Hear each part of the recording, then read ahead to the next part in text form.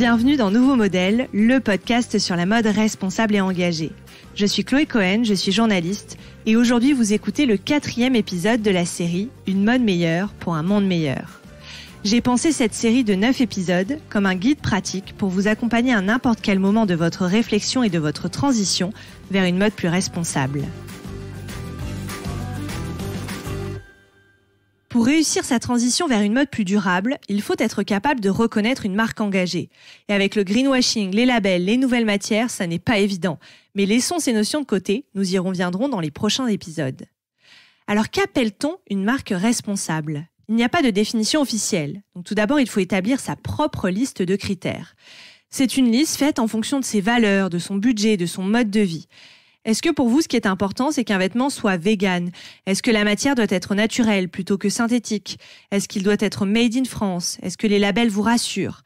Bon, sur les droits humains, je pense que nous sommes d'accord pour dire que la marque doit respecter les ouvrières et les ouvriers sur sa chaîne de production.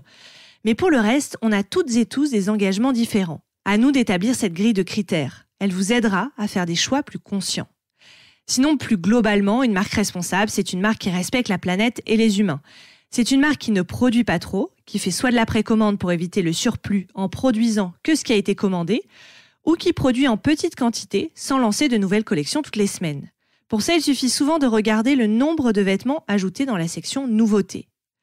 Une marque responsable doit être aussi humble et transparente, c'est-à-dire qu'elle doit révéler ce qu'elle fait de bien et ce qu'elle doit encore améliorer. C'est indispensable selon moi.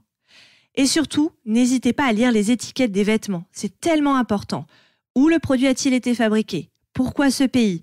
Quelles sont les conditions sur place ? Quelles sont les matières utilisées ? Sont-elles naturelles, synthétiques, artificielles ou recyclées ? À noter que plus il y a de matières mélangées, plus il sera compliqué de recycler le vêtement en fin de vie. La matière utilisée est-elle justifiée ? Si c'est un vêtement de sport, alors les matières synthétiques offrent une certaine technicité. Mais si c'est un pull, utiliser du polyester n'a pas tellement de sens. Regardez toujours la cohérence globale de la marque et du produit.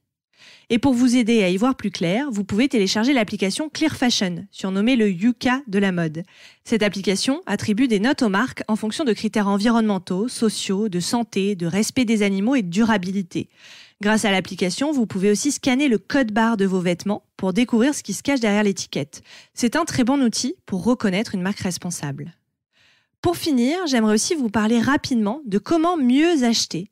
Car souvent, quand on cherche une marque responsable, c'est qu'on souhaite faire l'effort de mieux consommer.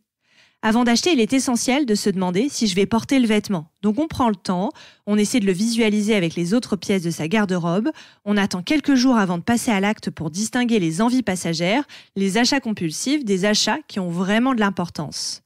Dans leur livre Mode éco-responsable guide pratique, Fanny et Morgan listent 4 méthodes qui peuvent vous accompagner. La première, c'est de se demander si chaque vêtement que l'on souhaite acheter sera porté au moins 30 fois. La deuxième, c'est la méthode BISOU, besoin, immédiat, semblable, origine et utilité.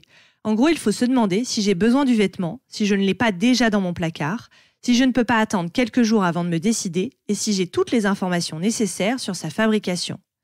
La troisième, c'est la règle du un vêtement qui rentre, un vêtement qui sort.